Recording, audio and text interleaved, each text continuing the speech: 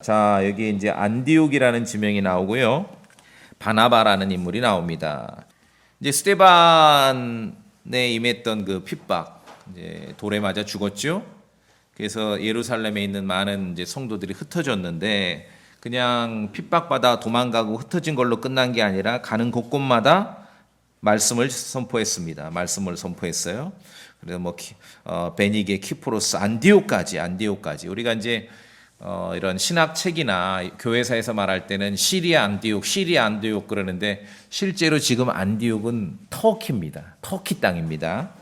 예, 그래서 키프로스 구레네 사람들이 안디옥으로 가서 이제는 그리스마라는 사람들에게 유대인을 넘어서서까지 이제 예수 그리스도를 선포한 거예요. 그런데 많은 사람들이 예수님을 믿게 됐습니다. 이제 이 소식을 예루살렘 교회가 들은 거예요. 사도들이 있고 장로들이 있고 들어서 이 소식을 듣고 이제 뭔가 이렇게 그 설교자가, 성경 교사가, 지도자가 필요하겠구나. 그래서 이제 바나바를 보내는데 바나바가 멀리 안디옥까지 가게 된 것입니다. 자, 바나바가 이제 안디옥에 와서 하나님의 은혜를 받습니다. 그곳에 머물면서 설교를 했고 성경을 가르쳤습니다. 자, 여기서 오늘 주인공은 바나바입니다. 바나바에 대해서 성경은 24절에 첫째, 이는 그가 선한 사람이며 성령님과 믿음이 충만한 사람이었기 때문이더라. 자, 첫째가 선한 사람입니다. 영어로 good man이에요. 저는 이 선한 사람, good man이라는 이 내용을, 요 구절을 보면은 저에게 있어서는 바나바가 성령님과 믿음이 충만한 사람이었다라는 사실만큼 저에게 감동적입니다. 바나바는 굿맨이었습니다. 선한 사람이고 조금 이제 말을 바꾸면은 뭐 착한 사람이고 좋은 사람이었다는 것이죠. 어쩌면 뭐 나쁜 건 아니지만 이 현대 크리스천들, 기독교계는 막 성령 충만한 사람을 구합니다. 믿음으로 충만한 사람을 구합니다. 이게 틀린 게 아니에요. 근데 성경은 그것만 요구하지 않습니다. 바나바에 대해서 성령 충만했고 믿음이 충만했다 그러는데 그보다 먼저 무엇이 있습니까? 그는 선한 사람이에요. 굿맨입니다. 착한 사람이에요. 좋은 사람이에요. 자, 우리가 성경을 좀 아주 섬세하게 읽어야 됩니다. 예루살렘 교회에 사도들이 업무를 다 담당하기에 복잡하니까 7명의 일꾼을 세웠습니다. 기억나시죠? 사람들은 막 성령 충만한 사람들을 예루살렘 교회 일꾼으로 세웠다라고만 알고 있는데 성경을 실제 보니까 그보다 먼저 있는 조건이 있어요. 어떤 사람이에요? 정직한 사람들이죠. 하나님께서 이 땅에 영적인 일을 펼쳐가시는 데 있어서 물론 영적인 그러한 능력과 영적인 자질도 필요하지만 이 땅에서 사람들 속에서 뭔가를 이루어 가시는데 굉장히 상식적이다는 거죠. 어떤 면에서 인간적이에요. 예루살렘 큰 몇천 명 이제 불어난 그 교회의 업무를 담당하는데 성령 충만해요. 물론 필요하지요. 하나님의 일이니까. 그런데 그만큼 더 중요한 것은 정직한 사람이에요.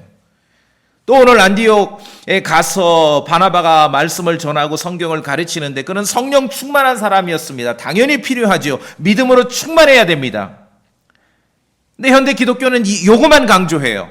그는 또 어떤 사람이었습니까? 선한 사람이었어요. 굿맨이에요. 착한 사람이에요. 좋은 사람이에요.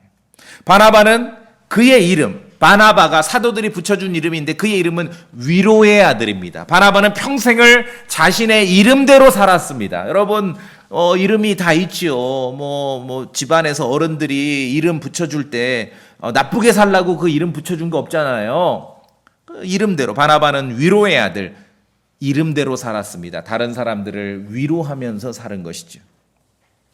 굿맨, 선하다, 착하다, 좋은 사람이다. 일반적으로 우리가 타인을 대할 때 너그럽고 관대한 사람을 선한 사람이라 그래요. 야, 누구 만나고 걔 어때? 걔 좀 착해. 그 말은 나 오늘 만났는데 나한테 참 잘해주더라 그 뜻이죠. 착하다. 다른 사람에게 너그럽고 관대하게 할 때 선한 사람, 굿맨이라 그럽니다. 좋은 사람, 착한 사람. 물론 우리가 진리에 관해서는 하나님의 말씀에 관해서는 아주 날카로워야 됩니다. 그런데 사람에 대해서는 너그러워야 됩니다. 처음에 제가 이제 본격적으로 킹제임스 성경을 알고 교리를 공부하고 진리를 공부할 때 이걸 몰랐어요. 처음에 성경 공부할 때요, 길거리 가면서 여러분 그거 아시죠? 서울에 지나다 보면 목사들 그냥 보이는 거. 행동이 목사고 이상해. 쓰는 향수도 비슷해. 그러니까 붙들고 많이 싸웠어요. 진리에 대해서 날카로우면 사람에 대해서도 날카로워야 되는 줄 알았죠. 못나서 그래. 못나서. 못 배워서. 하나님 말씀을 계속 읽고 묵상하고 주님과 교제하고 어떤 교회에서 성도들과 함께 신앙생활하면서 성숙하고 성장의 간이 알게 된 겁니다. 여러분, 진리에 관해서 하나님의 말씀에 대해서는 날카로워야 되지만 사람에 대해서는 너그러워야 됩니다. 바나바는 좋은 사람이었습니다. 선한 사람이었습니다. 바나바는 너그럽고 관대한 사람이었습니다. 자, 사도 바울이 구원받고 다마스커스로 가다가 이제 길에서 구원받았어요. 원래는 가는 목적은 뭐였습니까? 가서 이제 교회를 좀 핍박해라. 그리스도인을 잡아와라. 그런 사명을 받고 가다가 구원받았죠? 그래서 이렇게 완전히 사람이 바뀌어가지고 이제 예루살렘으로 왔습니다. 예루살렘 와야죠. 그때는 이제 예루살렘이 가장 중심이었으니까, 교회가. 예루살렘으로 막 구원받아가지고 다마스커스를 가다가 막 구원받아서 예루살렘으로 왔을 때 아무도 상대를 안 해줬어요, 바울을. 누가 상대하겠습니까? 여러분 같으면 상대하겠습니까? 아니, 몇 주 전에 저쪽 옆 동네 교회 파괴시키고 크리스찬 잡아 죽이려고 가던 사람이 갑자기 와가지고 자기도 믿는다 해버리면 그거 상대하고 싶겠어요? 아무도 상대를 안 했어요. 아무도 그를 믿지 않은 거예요. 이게 또 수작 부린다.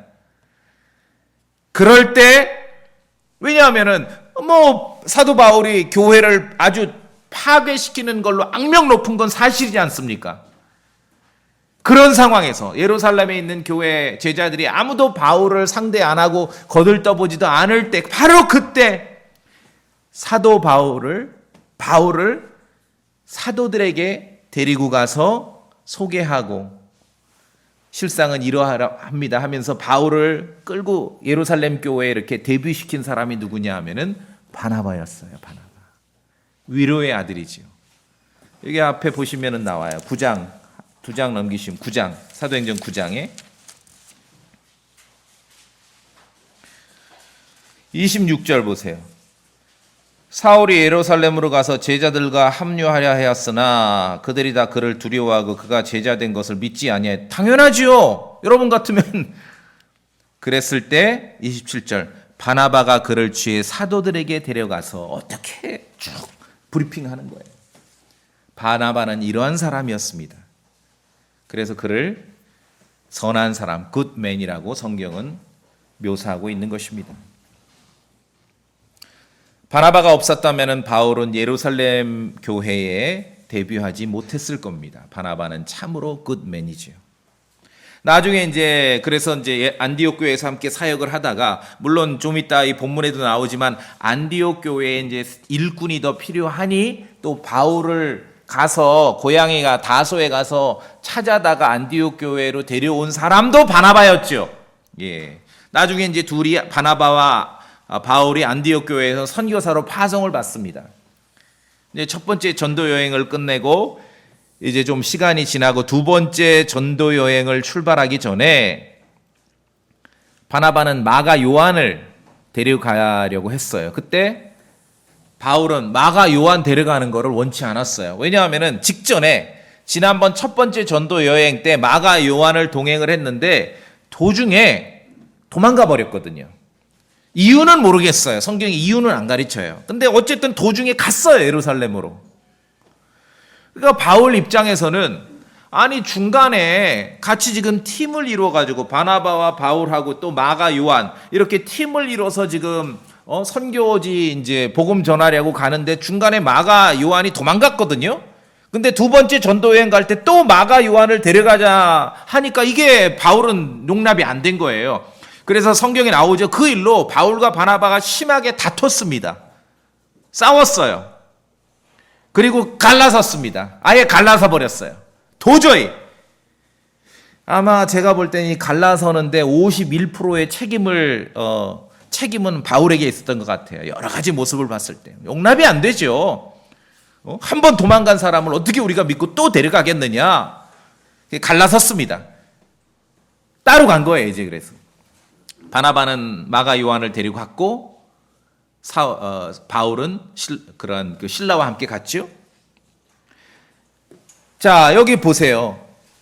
마가 요한이라는 인물이 있는데 첫 번째 전도 여행 때 중간에 도망갔어요. 포기하고. 근데 두 번째 전도 여행 때 바울은 얘 안 된다. 서류에서 탈락시켜버린 것이에요. 근데 바나바는 그래도 데려간 거예요.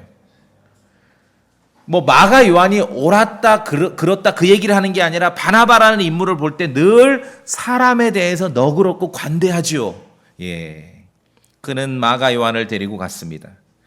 마가 요한 때문에 바울과 바나바는 다퉜고 서로 갈라섰습니다. 이후 성경을 보니 성경 기록의 역사의 무대에서 바나바는 사라집니다.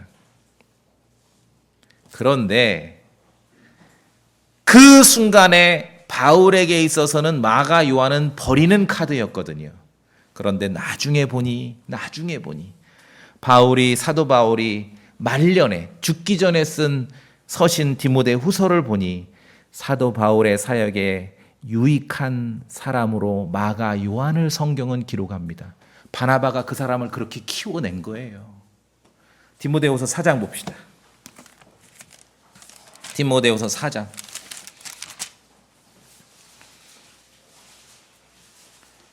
디모데후서는요, 사도 바울이 마지막으로 쓴 거예요. 네로 황제, 로마의 네로 황제 때 순교당하기 직전에 쓴 것이에요. 말년의 모습이죠. 자, 그런데 그때 마가 요한 때문에 바나바가 헤어졌지 않습니까? 2차 선교여행 직전에. 그런데 디모데후서 4장 11절 보세요. 같이 읽어볼까요? 시작. 누가만 나와 함께 있느니라. 마가를 취해 데리고 오라. 그가 사역을 위해 내게 유익하니라. 한때는 마가 요한이 도무지 바울의 마음에 안 들었고 함께 선교 여행을 가는 걸 용납을 못했어요. 그래서 마가 요한을 데려가자는 바나바와 갈라서기까지 왔습니다. 대단하죠. 대단한 고집입니다. 그런데 결국은 사람에 대해서 늘 너그럽고 관대했던 바나바는 물론 성경의 역사 무대에서 전면에서는 사라졌지만 결국은 끝끝내 이 마가 요한을 사도 바울 사역에 유익한 사람으로 키워낸 것이에요. 그래서 성경은 바나바에 대해서 성령 충만하고 믿음으로 충만할 뿐만 아니라 선한 사람, 굿맨이라고 말하는 거예요. 굿맨이라고. 좋은 사람이에요. 착한 사람이에요. 곳곳에 지금도 마찬가지입니다. 곳곳에 자리 잡고 있는 이런 바나바와 같은 선한 사람들로 지금도 그리스도의 교회는 굳게 세워지고 있는 것입니다. 지금도 마찬가지입니다. 곳곳에 포진하고 있는 선한 사람들로, 착한 사람들로, 그런 크리스천들로 교회의 역사가 빛나고 있는 것이에요. 곳곳에 때로는 바나바처럼 역사의 무대에서는 사라질 수는 있지만 곳곳에 자리 잡고 있던 신실한 크리스천들, 굿맨들로 인해서 하나님의 말씀은 보존돼서 여러분의 손에까지 들려지게 된 것입니다. 바나바는 굿맨, 선한 사람이었고 좋은 사람이었고 착한 사람이었습니다. 그 말은 쉽게 우리가 보면은 그는 다른 사람에 대해서 너그러운 사람이었고 관대했던 사람이었어요. 진리에 관해서는 우리가 양보가 없어야 돼요. 저는 다른 건 모르지만 제가 두 가지, 은혜의 복음을 전하는 거와 뭐 십계명 지켜야 그럼 용납을 못하지요. 그거는. 그렇죠? 용납을 못해. 우리는 예수 그리스도의 십자가에 못 박으신 그리스도만을 선포합니다.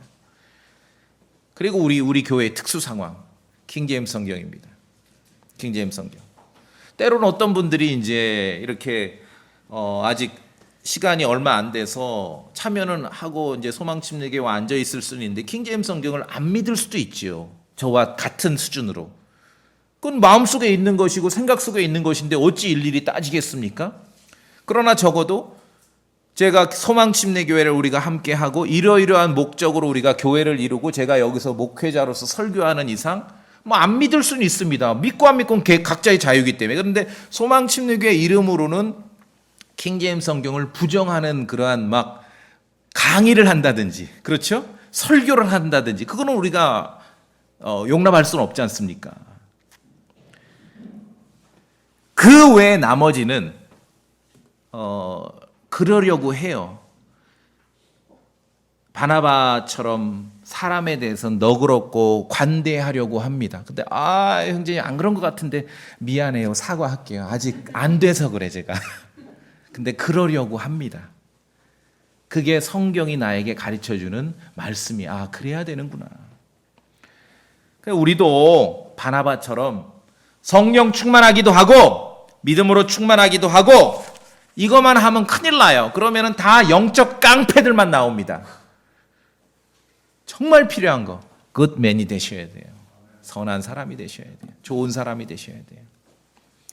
그러니까 아직도 있는가 모르겠는데 요새는 잘 안 보죠. 유튜브 때 우리 교회 홈페이지에 보면은 좋은 사람들이 모이는 교회라고 제가 처음에 이 표를 만들어 놨어요.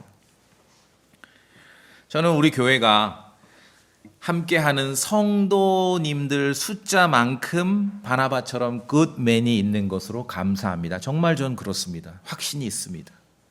하나님의 말씀이 우리를 그렇게 만들기 때문에. 교회는 바나바와 같은 성도들과 함께 있을 때 영적인 평안을 누리는 것이에요. 성도님들 아십니까? 우리 소망침례교회요. 평화롭습니다. 대단한 은혜라는 것이에요. 이거 대단한 은혜입니다. 평화롭습니다. 왜? 바나바와 같은 그런 굿맨들이 있기 때문에 그렇습니다. 여러분 어떻습니까? 제가 이제 목회하고 우리 교회보다는 지난 20년 이상 보면 우리 교회에서도 약간 어쩌다 약간 그러나 이제 다른 목사님들, 다른 후배 동료 목회자들 얘기를 들어보면은 공통점이 있더라고요.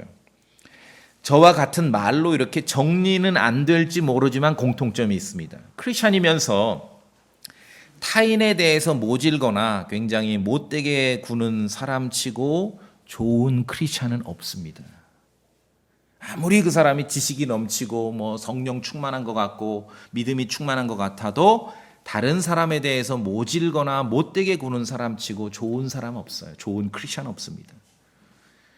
왜냐하면 하나님 말씀이 가르치는 바는 우리가 성경을 읽고 성경을 묵상하면 예수 그리스도의 마음을 닮아가는데 그럼 좋은 사람 되는 거예요. 굿맨, 바나바처럼 되는 거예요. 진리를 포기하고 양보하라 얘기가 아닙니다. 여러분 보실 때 제가 킹제임스 성경을 팔아먹을 사람처럼 보이죠? 그건 아니죠. 그러나 다음 주에 어떤 분이 처음 평생을 장로교 다니다 왔어. 그럼 그분은 당연히 NIV를 펼치고 와서 개혁성경 보는 건 너무 당연한 거예요. 처음 오고 둘째 날 와도 그분은 개혁성경 보는 게 너무 당연한 거예요. 사람에 대해서 너그럽고 관대하라는 건 그걸 좀 지켜보라는 얘기지요. 그렇죠? 사람에 대해서 관대한 것이 진리를 팔아먹는 게 아니에요. 그걸 오해하면 안 되지요. 예전에 아까 말씀드렸잖아요. 초창기에는 첫날에 이제 모르고 왔는데 모르고 오면은 첫날 이분은 개혁성경 펴잖아요. 그럼 저도 초창기에는 쫓아가서 이렇게 막 얘기하고 이게 진리를 지키고 올곧은 나의 신앙이라고 생각했어요. 근데 그렇게 하면 안 되겠더라고요. 그건 아니에요. 내가 킹제임스 성경을 믿는 거와 사람을 좀 너그럽게 받아주는 건 다른 얘기죠. 그러니까 이제 한 주, 둘째 주, 셋째 주, 넷째 주 이렇게 좀 두고 보니까 평생을 개신교 생활한 사람이 영어 성경 가져오면 NIV 들고 오는 건 너무 당연한 거 아니겠습니까? 그러면 지켜보는 거예요. 한두 지켜보고 둘주, 네 주 지켜보고 그런다 하니 김재건 형제 타락했다 이렇게 말하는 사람도 있어. 옛날처럼 해라 이거지. 아니요, 그건 옳지 않아요. 우리가 바나바처럼 해야 돼요. 여러분 동의하십니까? 굿맨이 돼야 돼요. 착한 사람이 돼야 되고 선한 사람이 돼야 돼요. 그래서 저는 우리 교회 성도님들하고 신앙생활에 너무 감사하는 일은 함께하는 성도님들만큼 그 숫자만큼 우리 교회에 굿맨이 있다는 것에 감사드리는 것이죠. 선한 사람은 성경이 말하는 굿맨, 착한 사람은, 선한 사람, 바나바와 같은 사람은 어떻게 분간하는가? 사람에 대해서 너그럽고 관대하다고 말씀드렸는데 사실은 그의 말로 분간이 됩니다. 쉽게 우리가 상식선에서 말씀드리는 거예요. 말만 하면 남을 언짢게 말하는 사람은 선한 사람 아닙니다. 직장 다니는 사람들은 꼭 그런 상사 한 명씩 얼굴이 떠오르죠. 남을 언짢게 만드는 사람은 말만 하면은 그건 굿맨이 아닙니다. 우리의 거친 언행으로는 하나님의 의를 이룰 수 없습니다. 뭔 말만 하면은 듣는 사람이 불쾌하거나 짜증나거나 난감하게 된다면은 그것은 선한 사람이 아니에요. 굿맨이 아닙니다. 돌이켜 봐야 됩니다. 그러면 형제 어떻게 그런 걸 그렇게 잘 알아요? 내가 그런 사람이었으니까 잘 알죠. 누가복음 6장. 누가복음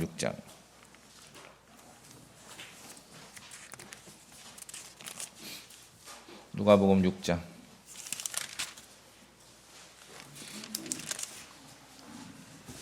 45절 다 같이 읽어볼까요? 누가복음 6장 45절 예수님 직접 말씀하신 내용입니다. 누가복음 6장 45절 시작. 선한 사람은 자기 마음에 선한 보고에서 선한 것을 내고 악한 사람은 자기 마음에 악한 보고에서 악한 것을 내나니 그의 입은 마음에 가득한 것을 말하느니라. 나오죠? 선한 사람은 말하는 걸로 표현된다. 말하는 걸로. 악한 사람도 말하는 걸로 표현된다는 것이죠. 그래서 사도행전 2장의 오순절 사건을 보면 사람들이 이걸 무슨 방언을 한다, 깨구리 소리를 흉내내고 짐승 소리를 흉내내고 그러는데, 물론 이제 구체적으로 들어가면 그런 걸 따져볼 수도 있어요. 이게 타 언어냐, 외국어냐, 이건 이제 디테일한 거고, 사도행전 2장 오순절 사건의 원리를 먼저 봐야 돼요, 원리. 교회에 주님의 영이 임하니, 제일 먼저 첫 번째 나타나는 변화가 뭡니까? 혀가 통제받는 것이에요, 혀가. 내 맘대로 말하는 게 아니라 주께서 원하시는 방향으로 말을 한다는 것입니다. 성령 충만하면은요, 제일 먼저 혀가 통제됩니다. 믿음은 좋은데 그런 여러분 교회 생활하시다 이전에 신앙생활하다 그런 분 많이 만나봤을 거예요. 믿음은 좋다 하는데 맨날 예배당에 들어와 살고 금요 철야에다가 새벽 제단을 쌓고 모든 일에 나서고 어쩌고 저쩌고 하는데 말이 험해. 성령 충만한 거 아닙니다. 이거 아시겠습니까? 성령 충만한 거 아니에요.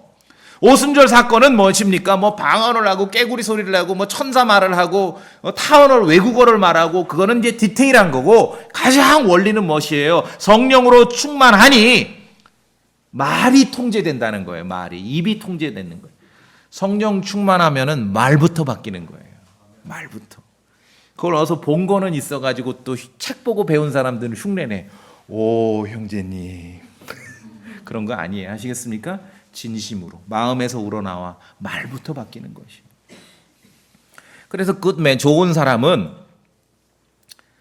다른 사람을 불편하게 하거나 난감하게 하거나 짜증나게 하는 그런 언어를 벗어납니다. 자, 여러분, 이 아주 중요한 순간에 먼 외국에 있는 안디옥까지 왜 예루살렘에 있는 교회가 사도들이 바나바를 보냈겠습니까?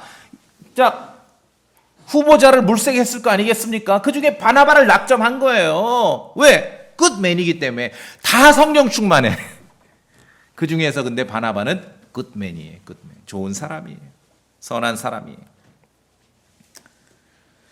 구약에 보면은 나중에 이제 사무엘기 하 읽을 때 한번 여러분 제 얘기를 떠올려 보세요. 다윗 왕 시절에 압살롬 아들이 반역을 일으켰어요. 이제 압살롬과의 전쟁의 결과를 이제 다윗 왕이 왕궁에서 기다리고 있습니다. 어떻게 됐는가? 그때 다윗의 심정은 정말 난감하죠. 이겨도 그렇고 져도 그렇고. 이기면은 자기 편이 이기면 아들 압살롬이 죽는 거고, 지면은 또 자기가 왕국을 빼앗기는 거고, 난감한 상황인데 어쨌든 그 결과를 기다려요. 그런데 파수꾼이 외칩니다. 누가 옵니다. 누가 오냐? 보니까 사독의 아들 아히마아스가 달려오고 있습니다. 아히마아스가. 그때 다윗이 그럽니다. 그러냐, 아히마아스냐, 사독의 아들. 그는 좋은 사람이다. 굿맨이다. 아마 좋은 소식을 가져오는 것이다. 좋은 사람이니까 좋은 소식을 가져온다. 성령님과 믿음으로 충만한 우리 크리스천들도 아히마스가 다윗에게 보여진 그러한 모습으로 평가받을 수 있는 모습으로 보여져야 됩니다. 성령 충만하셔야 됩니다. 믿음으로 충만해야 됩니다. 그걸로 끝나면 안 돼요. 얼마나 현대 기독교에 그래서 영적인 깡패들이 많습니까? 성령 충만하고 믿음으로 충만하기도 하고 정말로 잊어버리면 안 돼요. 굿맨이 되셔야 돼요. 좋은 사람. 좋은 사람. 그래서 제가 이제 목회 오래됐잖아요. 어쨌든 킹제임스 성경으로. 진심으로 내가 어디 일기라도 써놨을 거야. 초기에 나를 만난 사람에게 내가 미안하다. 왜? 반영적 깡패였으니까. 좋은 사람 되셔야 돼요. 다윗이 아히마스가 달려온다는 얘기를 듣고 아하 좋은 소식이 오는구나. 그 사람은 좋은 사람이다. 반대면 곤란하죠? 누가 달려오느냐? 아히마스가 오고 있습니까? 그래? 아이고 큰일 났다. 이제 와서 무슨 흰소리 또 늘어놓겠구나. 이건 좋은 사람이 아니기 때문에 그런 것입니다. 하나님의 말씀이 우리 구원받은 성도들 마음속에 정상적으로 자리 잡고 기능을 한다면은 우리를 어떻게 변화시킵니까? 물론 성령 충만한 사람으로 변화시킵니까? 변화시킵니다. 근데 그것만이 아니에요. 선한 사람으로 변화시키는 거예요. 굿맨으로. 뭐를 많이 공부하고 막 열정적으로 헌신했다고는 하는데 입만 열면은 다른 사람을 불쾌하게 하고 불편하게 하고 짜증나게 하고 선한 사람이 아니에요. 정말 본질적으로 성령 충만한 사람인지 고민해 봐야 되는 것이지요. 하나님의 말씀은 우리를 선한 사람으로 변화시키는 것이에요. 성경 기록이 그러한 역할을 하는 것입니다. 자, 디모데후서 3장 봅시다. 디모데후서 3장. 디모데후서 3장.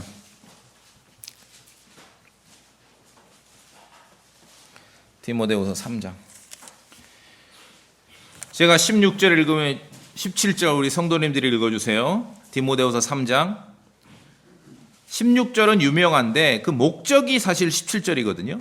디모데후서 3장 16절 제가 읽으면 성도님들 17절 읽어주세요. 모든 성경 기록은 하나님의 영감에 의해 주어진 것으로 교리와 책망과 바로 잡음과 의로 교육하기에 유익하니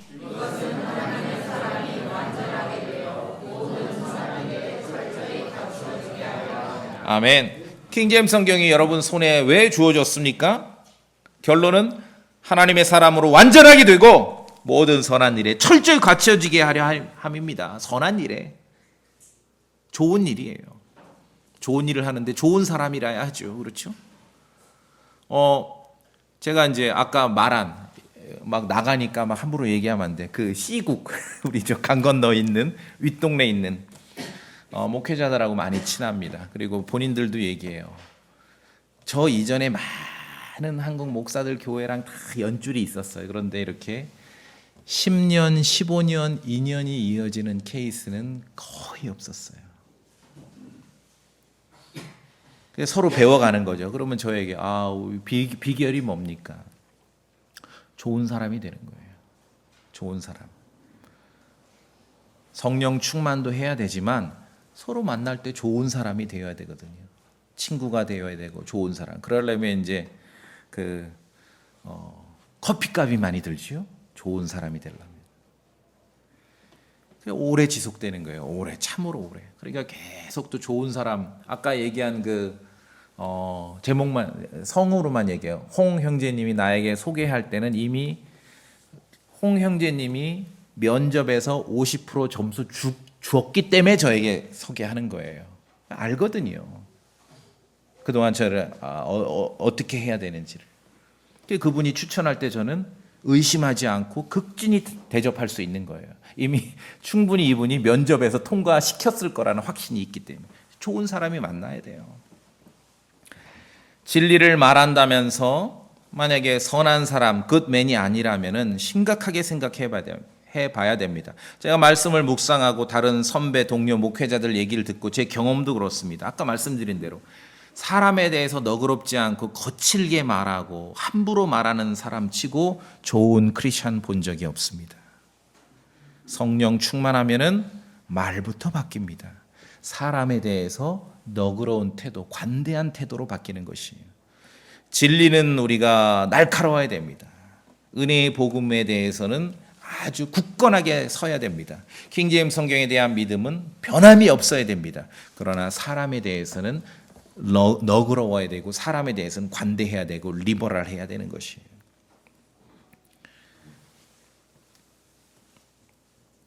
그래서 바나바와 같은 그러한 성도들, 바나바와 같이 그러한 선한 사람, 바나바 같은 좋은 사람, 굿맨들이 있었기 때문에 하나님의 은혜 가운데 이 땅에 하나님의 교회가 세워지고 또 하나님의 은혜 가운데 우리가 하나님 말씀 안에서 서로 영적인 은혜와 또 평안을 누리며 살아가게 되는 것입니다. 자, 오늘 본문으로 다시 와보시면은 이제 바나바가 안디옥 교회에 와서 혼자 뛰다가 이제 혼자 일이 많아지고 사람이 느니까 일꾼이 더 필요해요. 일할 사람이 더 필요합니다. 일꾼이 필요하니 바울을 찾아온 거지요.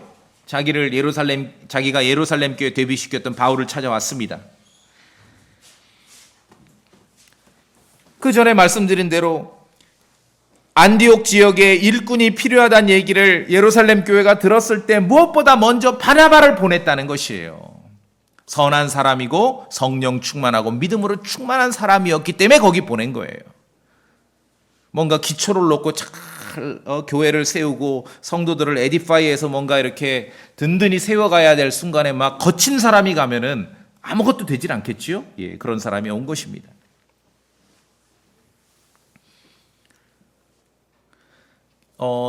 교회 일은 보니까 복음을 전하거나 우리가 뭐 말씀을 나누거나 교회에서 벌어지는 모든 일은 사실은 하나로 정리를 하자면 사람 대하는 일 아닙니까? 예.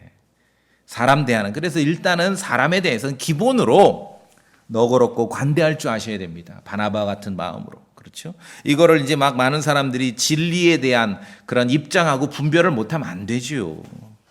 하나님의 교회에는 이러한 사람들이 있었기 때문에 굳건하게 설 수 있었고 하나님의 교회는 이런 사람들이 있었기 때문에 그 은혜와 또 성경이 우리에게까지 전달이 되었다는 것입니다. 자, 오늘 본문으로 다시 가보시면 이제 11장 23절에 그가 도착하여 하나님의 은혜를 보고 즐거워하며 그들 모두에게 권면하되, 여기 이제 권면하다란 말이 나오는데요. 권면하되. 설교자의 제일의 일은 사실은 성도들을 권면하는 일입니다. 믿음 안에 거하라고 권면하는 것이고 주님 안에 용기를 내라고 권면하는 것이고 또 하나님의 말씀을 근거로 권위 있게 권면하는 일이 설교자가 하는 일이에요. 그런데 이제 한국 교계 일부 교단은 이 성경을 잘 못 알아서 권면하는 일을 전문으로 하는 사람들을 따로 두었지요. 이름하여 권사라. 아니요, 그거는 설교자가 하는 일이에요. 권면하는 일은 목사와 설교자가 하는 일입니다. 사도 바울이 디모데에게 가르친 대로 설교자가 하는 일은 말씀으로 권면하는 일입니다. 사도 바울이 디모데 후서인가 몇 주 전에 설교했는데도 까먹었어요. 저도 디모데에게 그랬잖아요. 읽는 거와 권면하는 일과 교리에, 그렇죠? 세 가지에 집중하라고. 권면하는 일은 설교자가 하는 일이에요. 바나바는 안디옥에 와서 성도들을 권면했습니다. 믿음 안에 거하라고 권면하고 용기를 내고 권위 있게 말씀으로 권면했는데 뭐라고 권면했습니까? 그들이 23절 마음에 작정을 하고 주께 붙어 있으라고 권면했습니다. 바나바는 안디옥에 있는 성도들에게 마음에 작정을 하고 주께 붙어 있으라고 권면했습니다. 성도님들 이거 대단히 중요합니다. 신앙생활을요 아무 생각 없이 계획 없이 그냥 저절로 된다고 생각합니다. 천만의 말씀. 마음에 작정하셔야 됩니다. 그러지 않으면 아무것도 안 돼요. 성급하고 작정한다는 것은 뭔가 계획적이고 목적과 목표를 둔다는 거지요. 성급하고 변덕스러운 마음으로는 신앙생활이 될 수가 없습니다. 각자는 다르겠지만 이런 말 들으면 떠오르는 얼굴들이 있잖아요. 막 맨날 이랬다 저랬다 그냥 아침에 전화 올 때 다르고 점심 때 전화 올 때 다르고. 신앙생활이 어려워요. 마음에 작정을 하셔야 됩니다. 주님께 붙어 있기로 목적과 의향을 두어야 된다는 것입니다. 신앙생활은 가만히 있어도 어느 날 갑자기 어떤 기회가 생겨서 아주 멋진 크리스찬으로 그렇게 변화되는 거 아닙니다. 이건 엄청난 오해예요. 엄청난 오해예요. 어느 날 막 뭐가 와가지고 막 천만의 말씀, 마음의 작정을 하셔야 돼요. 마음의 작정이 있어야 그 다음에 몸이 따라 움직일 수 있는 것입니다. 여러분 이날 아침에 아니면 어제 저녁에 벌써 마음의 작정을 하셨기에 일요일 날 아침이면은 예배당에 와 앉아 계시는 것이에요. 마음의 작정이 없으면은요 맨날 아침마다 갈등과 고민이에요. 갈까 말까. 마음의 작정이 있으니 안정적으로 일요일 아침이면은 예배당에 와 앉아 있는 것이에요. 그리고 신앙생활은 마음의 작정을 하면은 그냥 원칙을 작정해 버리는 거지요. 매주 작정하는 거 아니에요. 그럼 신앙생활 안 돼요. 여러분 일요일 오전이면은 예배당에 와 앉아 있기로 매주 작정하세요. 이건 그냥 이미 평생 거 작정해 놓으셨죠. 그게 마음의 작정이에요. 매주 일요일 아침마다 갈등하는 분들이 있어요. 이거 신앙생활 안 돼요. 마음의 작정이 없으면은 연보함을 지날 때마다 망설이고 고민해요. 지갑에 얼마가 있는데 늘까 말까. 마음의 작정을 해야 모금함에 참여를 하는 것이에요. 고린도후서 9장. 고린도후서 9장.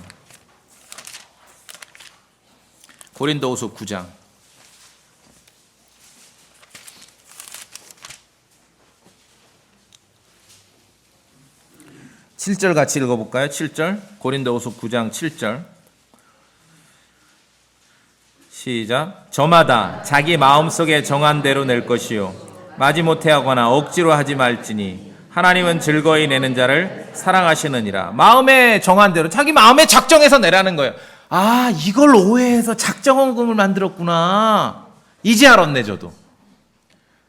자, 모금에 참여하는 것은요 하나님 말씀이 분명히 가르칩니다. 각자가 자기 마음속에 정한 대로 작정한 대로 참여하시는 것이에요. 누가 정해주는 게 아닙니다. 마지못해 하거나 억지로 하지 말라는 거죠. 마음속에 정하는 대로, 정한 대로 하는 것이에요. 작정한 대로. 그러니까 작정헌금이 있다 하더라도 그걸 각자가 하는 거지 무슨 그걸 공개해서 하는 게 아니에요. 신앙생활은 마음에 작정해야 됩니다. 그래서 안디옥 교회에 가서 성도들에게 설교자로서 목회자로서 바나바는 안디옥에 있는 사람들에게 마음에 작정을 하고 주께 붙어 있으라고 권면한 것입니다. 그게 사실 모든 설교자들이 성도들에게 하는 첫 번째 권면이지요. 아무 작정 없으면요 아무런 변화도 일어나지 않습니다. 마음의 작정이 있어야 지혜도 생기고요. 마음의 작정이 있어야 용기도 생기는 것이에요. 그거 아세요? 여러분이 마음의 작정을 하셔야 하나님께서도 일하십니다. 여러분 마음의 작정 안 하잖아요? 하나님도 일 안 하세요. 구약 다니엘서 1장 봅시다. 다니엘서 1장.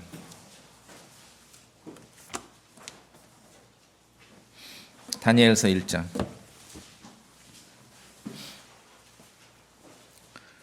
자, 다니엘서 1장 제가 읽어볼게요.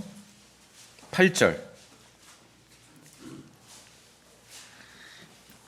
다니엘서 1장 8절. 이때 이제 다니엘은 바벨론 왕궁에서 엘리트 교육 기관에서 이제 교육받고 있었죠.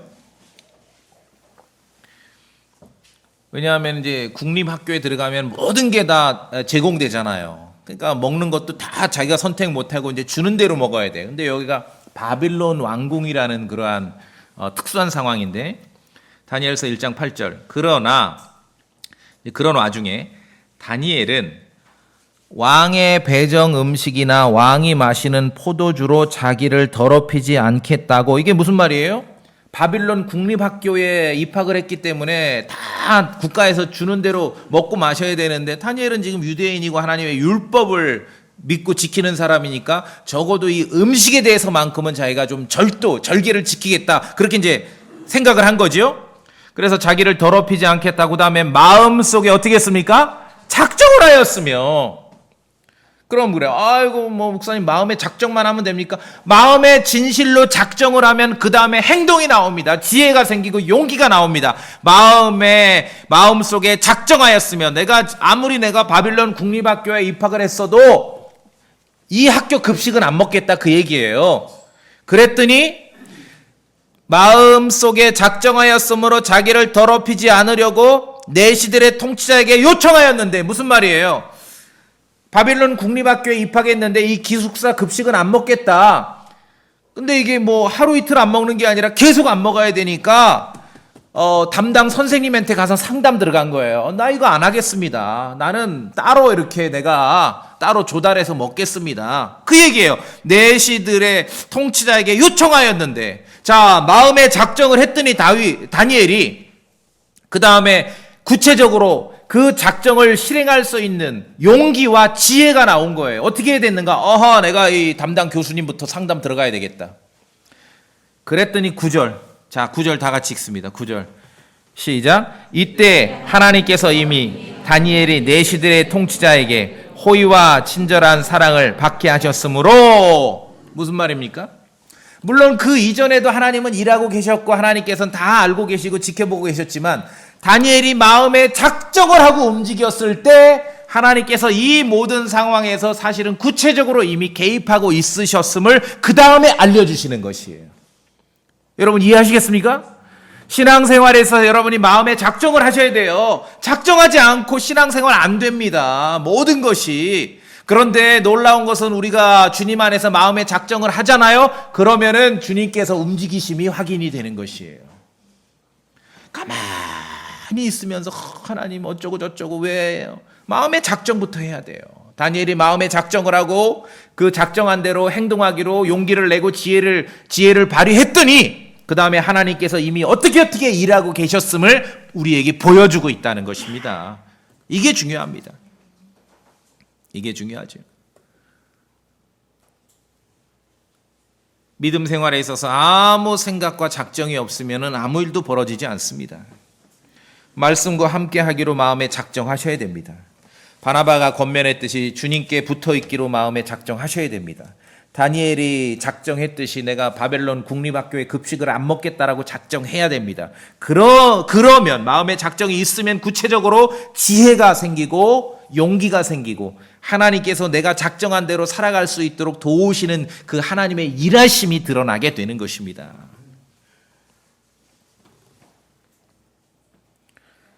다니엘이 마음에 작정해서 행동했을 때 그때 하나님께서 이미 먼저 일하고 계셨음이 그제서야 드러나고 있는 것입니다. 자, 그래서 다니엘은요, 밥상 받아놓고 고민하지 않았습니다. 마음의 작정이라는 게 이런 거예요. 매번 끼니 때마다 고민하면 이미 틀린 겁니다. 실패. 말씀드렸죠? 일요일마다 교회를 갈까 말까 고민. 이미 틀렸어요. 꽝. 평생치를 한 방에 결정해 놓는 거죠. 일요일 날 나를 만나려면 예배당에 와야 될 것이다. 미리 작정하는 것이. 성도가 하나님 아버지의 말씀대로 이 땅에 살아가며 주님의 목적을 이루고 주님께 은혜를 구하고 살아가기 위해서 마음의 작정이 필요합니다. 모든 게 그렇습니다. 이게 신앙의 원리예요. 원리예요. 심지어 아까 보셨잖아요. 모금에 참여하는 것도 작정한 대로 해라. 그러니까 목사가 관여하면 안 돼요. 각자가 작정한 대로 하는 것이기 때문에. 마음에 작정함이 있을 때 그 작정함을 도우시는 주님의 손길을 그제서야 확인할 수 있게 되는 것입니다. 그래서 얘기하세요. 가서 매주 고민하지 말라고. 평생치를 한꺼번에 작정해 놓으시라고. 만약에 하루 몇 끼니마다 다니엘이 밥상을 받아놓고 고민했다면 어떻게 3년을 견뎌낼 수 있었겠습니까? 3년치를 한 번에 작정한 것이에요. 안디옥 교회가 역사에 그 자취를 흔적을 남길 수 있었던 이유는 바나바의 권면대로 마음에 작정을 하고 주님을 섬겼기 때문에 그런 것입니다. 마음에 작정하고 주님께 붙어 있었기 때문에. 자, 하나님의 은혜 가운데 내가 굿맨, 선한 사람이 되고자 마음에 작정하셔야 돼요.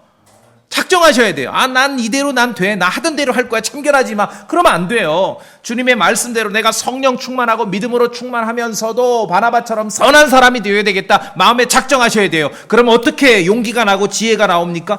나를 선한 사람으로 주님 안에 바꿔줄 수 있는 건 하나님의 말씀밖에 없지요. 그 말씀을 읽고 묵상하게 되는 것입니다. 안디옥 교회는 바나바와 함께 주님께 붙어 있기로 마음에 작정했을 때 그 다음으로 해야 할 일들을 구체적으로 알게 된 거예요. 함께 모여서 하나님의 말씀을 배우고 공부했죠. 복음을 전하고 전도하고 사람이 늘었어요. 그러니까 추가로 목회자가 필요했을 때 말씀 사역의 중심이 교회가 말씀 사역이 중심이 되었을 때 또 다른 설교자가 필요했을 때 사도 바울을 데리고 온 거지요. 그랬을 때 마음에 작정하고 주님께 붙어 있을 때 결국 어떤 일이 벌어집니까? 오늘 본문 17절 26절에 보니까 제자들이 안디옥에서 처음으로 그리스도인이라 불리는 크리스천이라고 불리는 거예요. 마음에 작정을 하고 주님을 섬겼을 때 크리스천이라고 불린 것이에요. 우리의 인생을 안전하게 지켜줄 수 있는 마음의 작정이 필요합니다. 교회 생활을 평화롭게 유지시켜 줄 수 있는 마음의 작정이 필요한 것이에요. 각자가 하는 거예요. 각자가. 그렇죠? 뭔가 작정해야 돼요. 경솔하고 즉흥적이고 변덕스러운 마음으로는 정상적인 크리스천의 삶을 살아갈 수 없습니다. 그러니까 뭔가 말에 있어서나 행동에 있어서는 어떤 결정에 있어서 아주 신중할 필요가 있는 것이에요. 자, 오늘 마지막 구절 고린도후서 1장. 고린도후서 1장.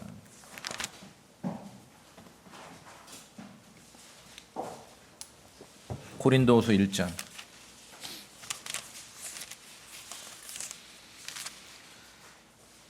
1장.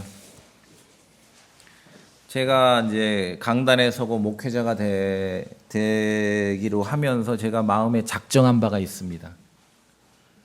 뭔지 아세요? 나의 설교를 듣는 청중을 내가 하나님 앞에 세우겠다라는 마음에 작정을 했어요. 목사 앞에 서는 게 아니라 내가 설교할 때 이 청중이 하나님 앞에 설 수 있도록 하겠다. 그렇게 마음에 작정을 했어요. 그리고 두 번째는 세상 살지만 돈이 어떤 사람은 오해해요. 서망침례교 목사님은 돈도 필요 없어. 아니, 나도 돈 필요해요. 그럼에도 불구하고 돈이 나의 어떤 강단, 말씀 선포를 좌지우지 못하게 하겠다라고 작정했어요. 빈말이고 농담이고 절반 말일 수만 있지만 여러분, 제 설교를 여기서 듣고 밖에서 듣고 온라인에 듣고 직접 듣고 한 분들이 저한테 자기 지역으로 와달라는 소리 있었어요. 사실은 없는 거 아니에요. 나도 이 시골을 한번 떠나볼까. 그러나 내가 작정한 대로 하는 것이에요. 작정한 대로. 하나님 말씀에 작정한 대로. 자, 고린도후서 1장. 어떤 일이 있었냐면은 15절에 제가 15절 16절 읽을게요. 고린도후서 1장 15절. 이러한 확신 속에서 너희가 두 번째 은택을 얻게 하려고 내가 먼저 너희에게 갔나니. 이제 고린도에 갔단 얘기지요. 16절. 너희를 지나 마케도니아로 들어간 뒤 마케도니아에서 다시 너희에게로 가서, 그러니까 고린도 갔다 마케도니아 들렸다 다시 고린도로 오는 거예요. 너희가 내 길로 보내줌으로 유대로 가기로 작정하였노라. 아시겠어요?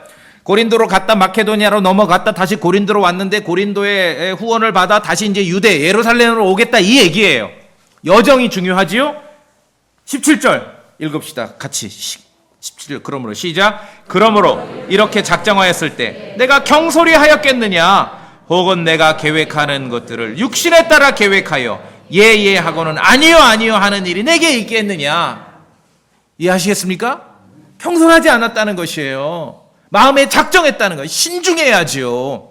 말에 있어서나 행동에 있어서나 신중하게 결정했다는 겁니다. 주님 안에서 마음에 작정이 있을 때 신앙생활이 제대로 되고 교회가 제대로 에디파이 되고 우리 각자가 정말 믿음 안에 든든히 세워질 수 있다는 것이죠. 그런 사람이 되어야 하는 것이에요. 그렇죠?